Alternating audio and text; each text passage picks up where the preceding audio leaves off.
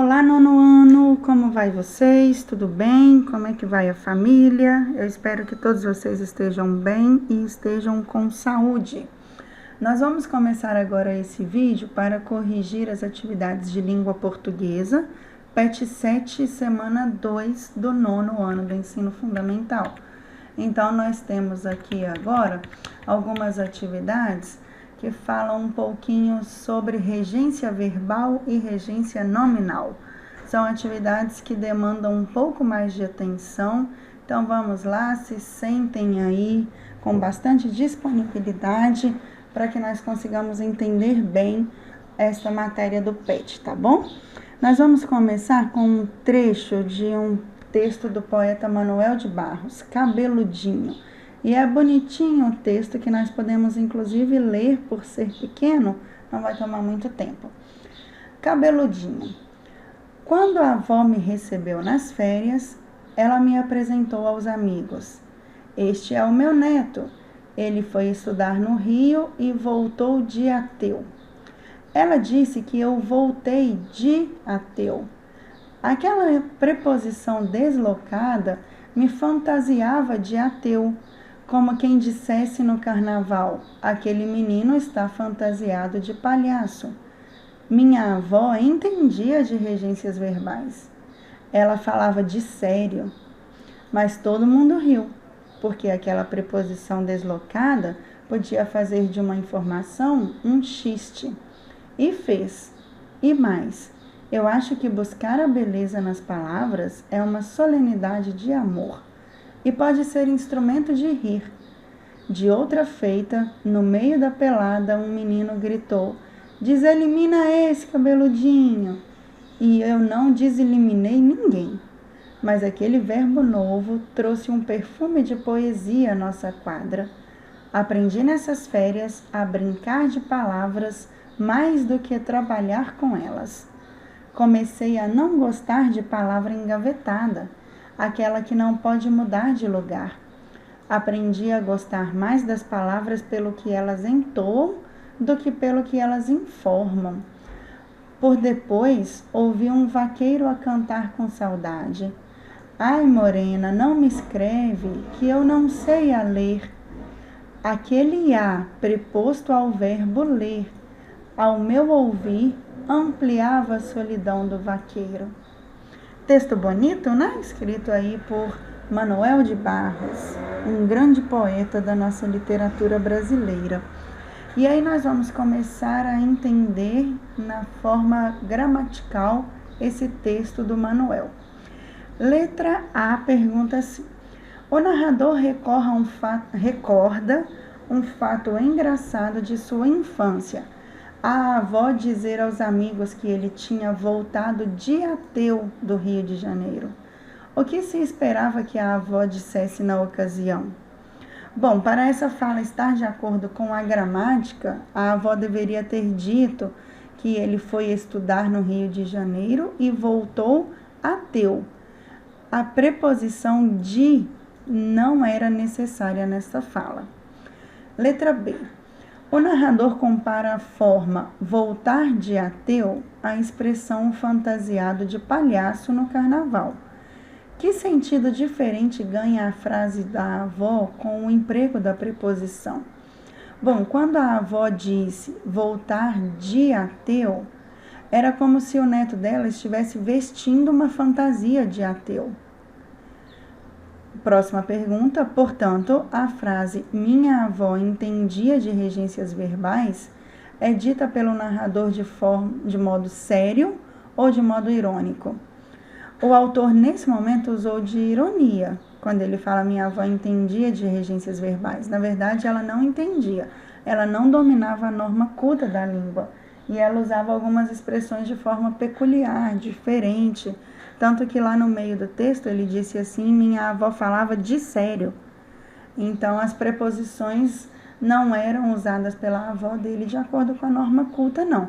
Quando ele disse assim, ele usou de ironia, né? Letra C. Na frase, aprendi nessas férias a brincar de palavras, mais do que trabalhar com elas, o narrador empregou o verbo brincar como transitivo indireto. regendo a preposição de. Quando ele diz aqui, ó, aprendi a brincar de palavras. Que outra preposição esse verbo pode reger? E justifique sua resposta com exemplos. Eu coloquei aqui mais 2 preposições para vocês que o verbo brincar pode admitir. Em e com. Há outras preposições também, nós vamos focar nessas 2. Quais os exemplos eu deixei? Quando o verbo tiver a preposição com, a com aqui. Um exemplo, vamos brincar com as bolas. Uma criança chamando outra para brincar. Vamos brincar com as bolas? Vamos brincar com as bonecas? Vamos brincar com a bicicleta? Uma outra preposição, em. E o exemplo, venha brincar em nossa loja. Então, aqui tem 2 que podem aí reger o verbo brincar quando ele é um verbo transitivo indireto. Letra D. Na frase, por depois, ouvi um vaqueiro a cantar com saudade. O narrador poderia ter dispensado a preposição por. Ele não precisava dizer por depois. Ele poderia ter dito, depois ouvi um vaqueiro. Ok.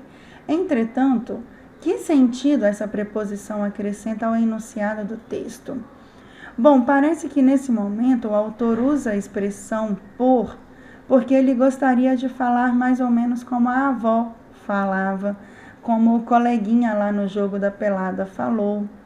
Então, ele gostou de brincar com palavras e já começou a brincar com elas nesse momento aí do texto mesmo, tá bom? Letra E. Na frase cantada pelo vaqueiro, ai, morena, não me escreve que eu não sei a ler, por o narrador estranhar o emprego da preposição a.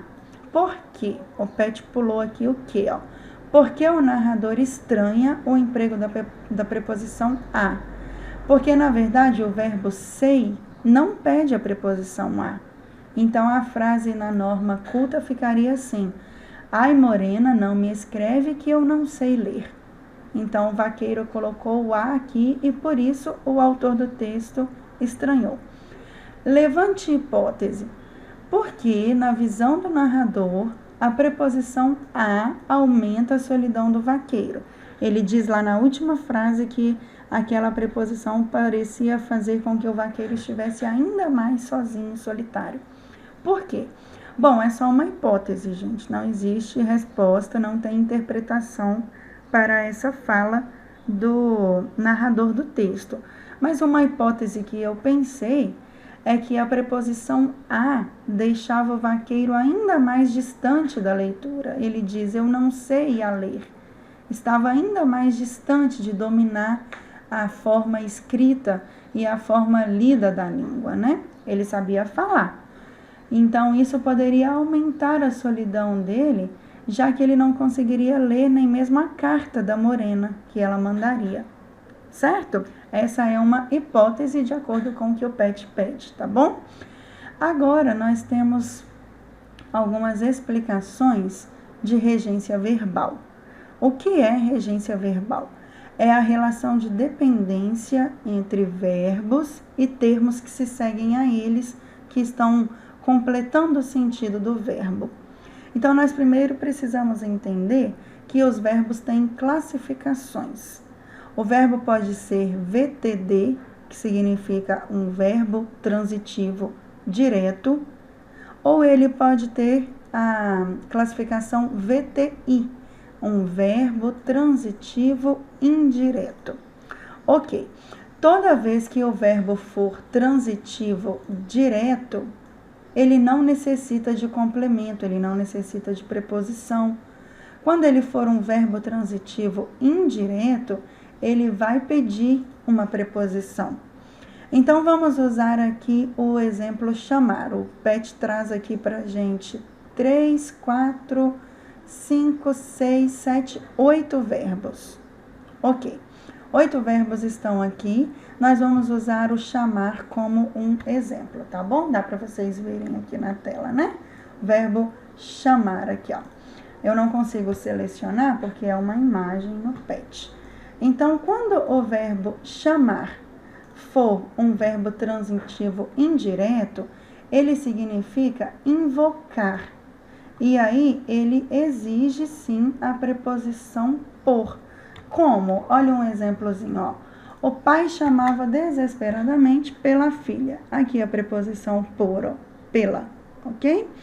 Quando ele for um verbo transitivo direto, como por exemplo, dar um nome, denominar, aí ele pode sim exigir o predicativo do objeto. Olha o exemplozinho: chamava-o irresponsável ou chamava-o de irresponsável. Você tem a opção de usar ou não usar a preposição. No primeiro exemplo, chamava-o irresponsável, não tem a preposição, porque dá a entender que a pessoa estava chamando alguém irresponsável. Já no segundo exemplo, chamava-o de irresponsável, é como se a pessoa estivesse blasfemando a outra, chamando seu irresponsável. Então, nós temos essas duas classificações. Basta vocês saberem que o verbo transitivo direto não necessita de preposição. Já o indireto faz o uso da preposição, ok? A todos vocês que assistiram o vídeo, finalizem suas atividades, façam com carinho, com esmero e enviem aí pelo link que nós colocamos no grupo da sala. Um grande abraço e até o nosso próximo vídeo. Tchau, tchau!